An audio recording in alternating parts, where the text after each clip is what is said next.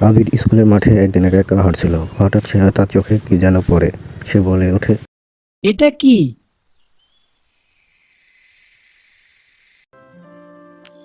Wow, কত সুন্দর কলম! যদি আমার হতো। কিন্তু এটা তো আমার নয়। আমি শিক্ষককে দিয়ে দিই, সঠিক কাজটাই করা উচিত।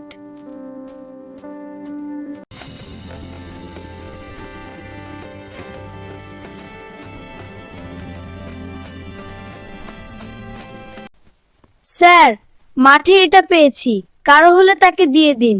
মাশাআল্লাহ, তুমি খুবই সৎ ছেলে।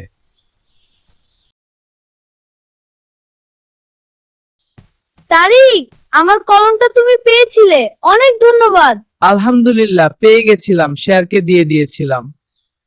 বাচ্চারা, মনে রেখো, সততা আল্লাহর কাছে সবচেয়ে প্রিয় কাজ। কেউ না দেখলেও আল্লাহ দেখেন।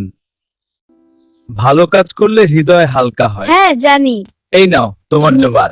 ছোট কাজেও বড় সওয়াব থাকে। হ্যাঁ, ঠিক বলেছো।